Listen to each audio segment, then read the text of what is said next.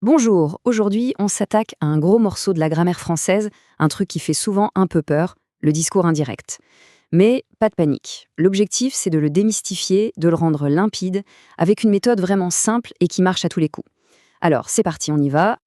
Pour bien commencer, allons droit au but. Le discours direct, c'est simple, c'est d'une citation, on met des guillemets et hop, on rapporte les paroles exactes de quelqu'un. Le discours indirect, lui, c'est un peu comme un écho.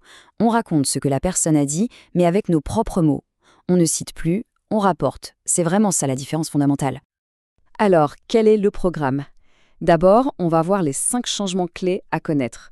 Ensuite, on déroule la méthode en 5 étapes. Puis, on plonge dans le plat de résistance, la concordance des temps. On mettra tout ça en pratique avec un exemple concret et on finira avec quelques astuces pour les examens. Ok, première section. Avant même de parler de la méthode, il faut comprendre qu'il y a 5 types de changements à opérer.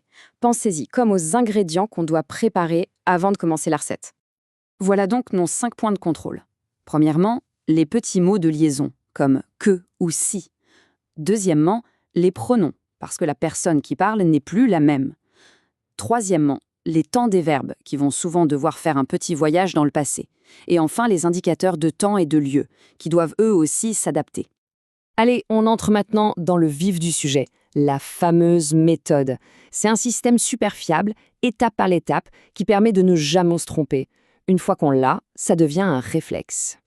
La toute première étape, la plus importante, c'est de repérer le verbe introducteur.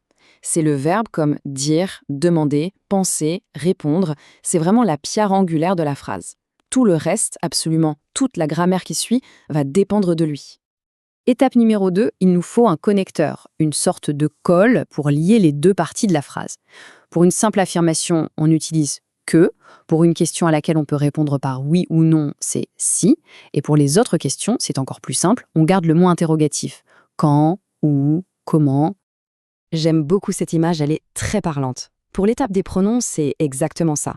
Il faut s'imaginer qu'on change l'angle de la caméra. On ne filme plus la personne qui a dit la phrase à l'origine, mais on se place du point de vue de celui qui la rapporte.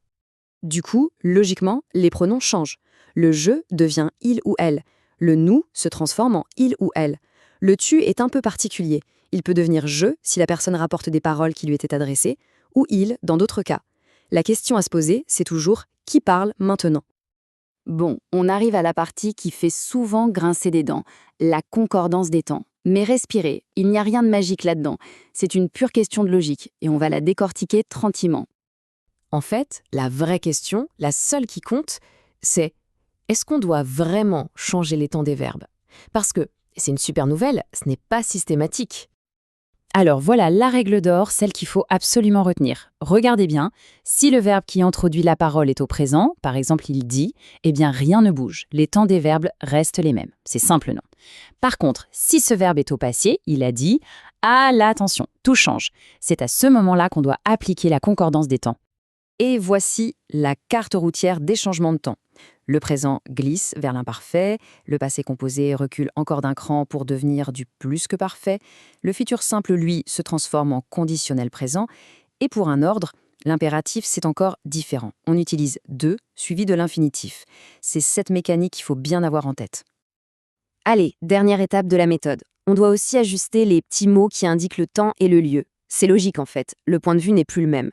Si quelqu'un a dit « demain » hier, pour nous qui rapportons ces paroles aujourd'hui, ce demain est devenu le lendemain. Donc voilà les conversions les plus courantes. Aujourd'hui devient ce jour-là, demain devient le lendemain, hier devient la veille, pour le lieu ici devient là ou là-bas, et maintenant devient à ce moment-là. C'est juste une question de perspective. Bon, assez de théorie, place à la pratique. On va prendre une phrase un peu complète et appliquer notre système en 5 étapes. C'est là que tout va s'éclairer.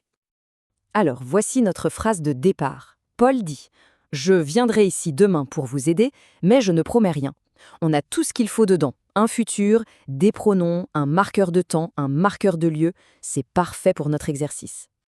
C'est parti, on applique la méthode. 1. On commence par « Paul a dit ». 2. On ajoute la conjonction « que ». 3. On s'occupe des verbes et des pronoms. « Je viendrai » devient « qu'il viendrait ». « Je ne promets » devient « qu'il ne promettait ». 4. On ajuste les marqueurs. Ici devient là, demain devient le lendemain, et le vous devient nous. Et voilà, le résultat final, propre et net. Paul a dit qu'il viendrait là le lendemain pour nous aider, mais qu'il ne promettait rien. Chaque petite pièce a trouvé sa place. Tout a été ajusté logiquement, la preuve que la méthode, eh bien, elle fonctionne parfaitement. Et pour finir, une petite section bonus, très utile pour celles et ceux qui préparent des examens comme le DELF. Quelques outils pour marquer des points. Voici une petite liste de verbes introducteurs qui font toujours leur effet. Au lieu de répéter tout le temps « il a dit que », variez avec « il a expliqué que »,« elle a ajouté que » ou encore « il a remarqué que ». Ça montre une bien plus grande richesse de vocabulaire. Pensez-y, ça fait vraiment la différence. Et voilà, on arrive au terme de cette analyse. Finalement, le discours indirect, ce n'est pas si sorcier. C'est juste une mécanique, une logique à comprendre. Une fois qu'on a la méthode, ça devient un outil vraiment puissant. Alors la question pour la suite, c'est quelle phrase entendue aujourd'hui pourrait être transformée et rapportée? C'est le moment de commencer à pratiquer.